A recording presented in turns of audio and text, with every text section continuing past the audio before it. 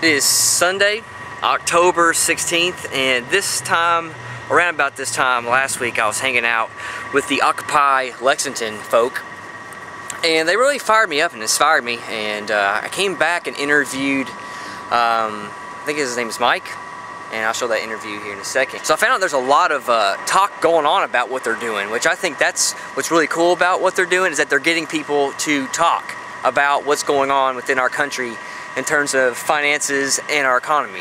But in the midst of me talking to people, I found out there's a lot of negative opinions about what's going on, and a lot of people say they're just going to give up, they're going to quit, and I don't know what's going to happen with it, but I'm very interested, so I'm going to stay in tune. So I'm actually about to walk back over there, and I'm going to ask them a few more questions to see if I can get a good idea about what's going on, so that as a journalist I can fully report and give you an eyewitness to what's happening here, and that in hopes that it may inspire you to come check it out for yourself, and instead of just talking about it, you know, be a part of it, or if you don't want to be a part of it, at least educate yourself to understand what they're doing instead of just hating. That's really all it comes down to. I just want to show you all what they're doing because I've received a lot of hate about it. I'm here with Mike Davis, and he has been out here for how long now? This is day 13, sir. Been here for Lucky 13 number. days. 13 days he's been hanging out in downtown Lexington, occupying it. Why, man? I've been waiting for this moment, to quote Phil Collins, for all my life. The people are rising up, the people are coming together. We're not just protesting, we're building a community. We're bonding in a lot of ways as a family. And that's really what turns me on about this whole movement. It's not so much a solely political thing as it is a social and human thing. It's about coming back together as people and trying to break down some of the walls of division that have been built up over the years by the giant conglomerate media. Alright, so when you jumped out here, were you by yourself, or did you have like a group of people that was, you know, joining up with you to make this happen? No, well, a few people set up a Facebook event for it. Alright. And I found it on Occupy Together the day before it happened. And at the time I was bummed that I wasn't going to New York. So, you know, I was like, well, we'll come down and check it out. And we showed up about 2 o'clock, a couple hours after it started. Do you ever get bored just hanging out downtown? Not really. It's kind of impossible. I mean, if you sit still for more than 10 minutes, you're probably passing out anyway. Sidewalks aren't the most comfortable place to sleep, but you know, morale is high, spirits are high. We've all come together as a community and a family in a lot of ways. So there's always somebody to talk to. There's always somebody to hang out with. There's always an engaging conversation to be had. Right, so you've been out here for 13 days. Have you learned anything? Like, you've grown as a person anyway? Oh yeah, absolutely. I mean, I'm not from around here, so I haven't known anybody here for longer than 13 days, and I feel like these are some of the closest people to me in the history of my life. Just coming together for a common cause, and you know, supporting each other when we get frustrated and burned out. You know, it's a really beautiful thing. Do you think this group's going to stick together and make this last, or do you think it's going to be just a moment instead of a movement? I think it's on, for lack of a better word. I think it's definitely on. They're in it to win it. We're out here indefinitely until the grievances are redressed. We're just going to keep calling attention to these issues, and we're going to reach critical mass, and we're going to force power to relinquish the power back to the people. Do you think that you represent us Americans as a majority? Yeah, I think we're representing the interests of 99% of Americans, and not all of that 99% are aware that their interests are aligned with ours, but that's okay. I mean, like I said, we have conversations, their assumptions about us go away, and we talk as people, and slowly but surely we're gonna make it a human thing instead of just a vitriolic bumper sticker thing. So what do you foresee being this resolution to all this? Oh wow, endgame.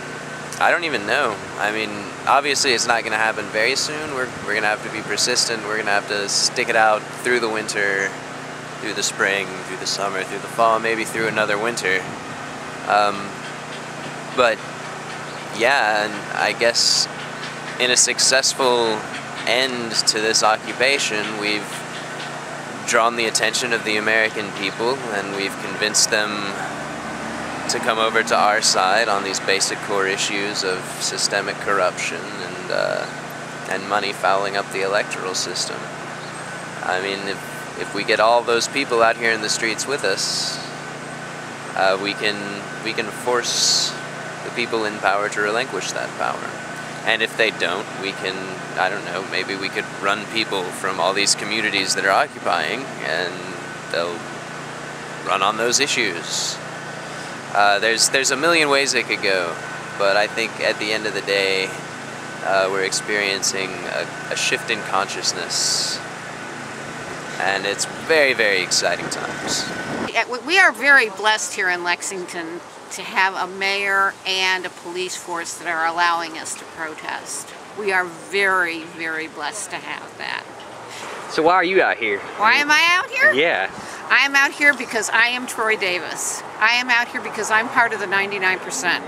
I'm out here because we need to have a better tax situation where people and corporations have to pay their part. And I'm out here because a corporation is not a person. Our government may change the corporation's diapers, but I won't believe that a corporation is a person until I see the state of Texas or Georgia execute one. So how do you feel like this right here is happening in Lexington is going to bring change to the local government and the state government? I'm hoping they're listening. I'm hoping they're paying attention. On the first anniversary of 9/11 in Shelbyville, when I was living in Shelbyville, Wendell Berry spoke at the Catholic Church on that anniversary. And he said, our government isn't listening to the people. And that was in 2002 that I was listening to Wendell Berry say this. And he said, if our government doesn't start listening, people are going to take to the streets. And our government better hope that they do it peacefully. And that's what we're doing. This is passive resistance. This is what Henry David Thoreau and Martin Luther King and Gandhi all talked about. Passive resistance, peaceful protest. We're telling our government things need to change.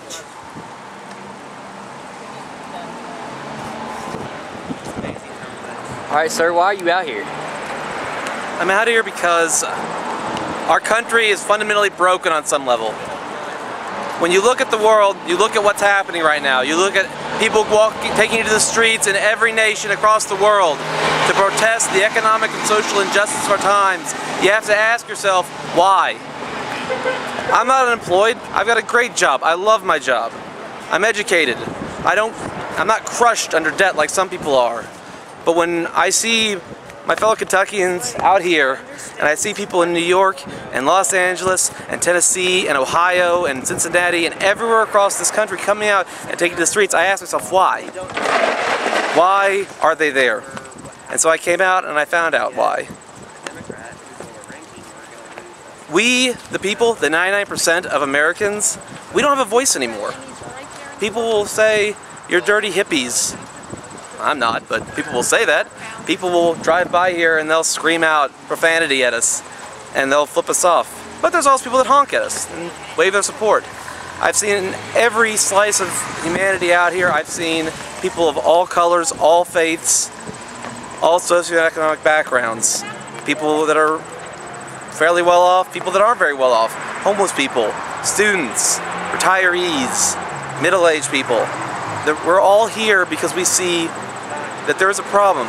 There's a fundamental problem when the 99% of Americans don't have a voice, don't even have a seat at the table, and the 1% of the wealthiest of us are the ones calling the shots. They're the ones that are making the decisions. They're buying and selling the politicians. So if we can't go and vote and make our voice heard because both parties are compromised, then we're going to have to come out here and stand in the corner and shout until they hear us. So how is this making a difference locally and statewide and also nationally? Well, I'll start locally. We've had support from both the Lexington Police Department and the Mayor's Office. They're okay with us being out here. We have hundreds, thousands of people every day drive by. People have come up, bankers have come up and talked to us and said, "What are you here for? I hear about you guys, but what are you doing? What do you mean?" And then we tell them. And a lot of them are like, "Yeah, you know what, you're right. I work at a bank. I see what's going on. I see that most people have been given a completely bum deal by the system." Statewide, we've had people volunteer for these events in Louisville, Lexington, Berea, Northern Kentucky. They're going over to Cincinnati, but people statewide are rising up for this movement. They're energized by it because we feel like we have a voice. We're actually talking, and we can and they're not listening right now. Maybe Rand Paul, maybe Mitch McConnell, maybe President Obama. Maybe they're not listening. Maybe they don't care about what we have to say. But this is America, and we're free to say it, and we'll keep saying it until things change. So what are you saying? I'm saying that the 99% of Americans need to stand up, reclaim the streets, and talk about how we are going to move forward as a country. Not how the richest of us are going to make more money and put us further into debt. Not how they're going to get trillion-dollar bailouts and we get nothing on Main Street. We're going to talk about how we can come together to find solutions to these problems. And maybe that's going to be reforming the banking system. Maybe that's going to be reforming campaign finance so that our politicians can't be bought and sold like commodities. Maybe that's reinvigorating the social safety net of this country so that people aren't going to lose their house if they get sick and don't have insurance. Or that everyone is going to have a fair shot at a good education and not be saddled with crushing debt from student loans financed by the private banks. That's what we're here to do. That's what we're accomplishing. We don't have the answers yet, but what we need is the people to come out and help. Because we want everyone's voice. We are not the 50% of Republicans, the 50% of Democrats, or the 10% of pot-smoking hippies. We are the 99% of America. For too long, our voices have gone by the wayside, but no longer. So everyone needs to come out. People from all walks of life, all faiths. They need to come out and make their voice heard, and we will respect it, and we will include in the discussion, and together we will move forward as a nation. Because I fundamentally believe there are more things that unite us than divide us. General announcements board right here, where anyone can write down a general announcement. This is kind of a random, disorganized corkboard at the moment, but we do have a needs list right here. So if you see anything there that you have, we can use it. Chalkboard. Other whiteboard. What's a chalkboard for? Just information, events, skill shares, and that's where we sign up for those of us who are staying the night. Then we get together after General Assembly and work out the night watch and the cleanup duties in the morning and that sort of thing.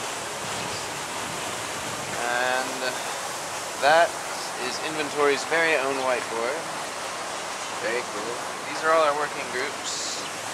I had these real nice, but they're not anymore. We'll get more thumbtacks on those later.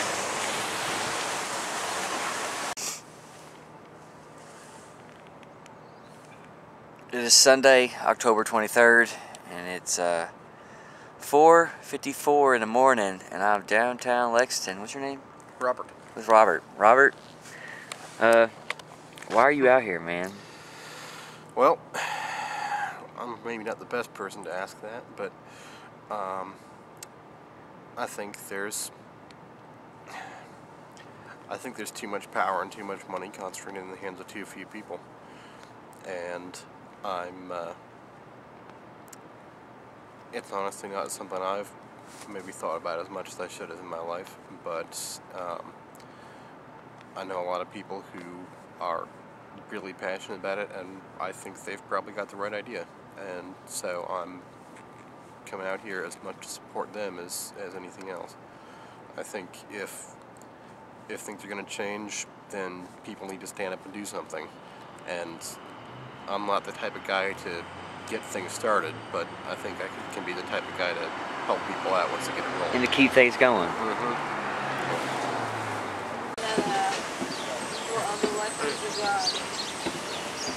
It's about 9 o'clock in the morning. Been hanging out at Occupy Lexington all night, checking out how they get things done around here. What's your name again, dude? I'm sorry. Izzy. Izzy. Alright, this is Izzy right here. This man's been holding down the fort all night long. I mean, he's literally been just standing up, keeping this place occupied. I kind of like, you know, wussed out a little bit and tried to lay it down the ground and curl up in a small ball to keep the heat in, because it's extremely cold out here. But got some mad respect for this man right here and for the people that are making this happen every single day, 24 hours a day. It's pretty incredible. Right now we're about to fold up some tarps because I got this little shelter here. It's a wake up call.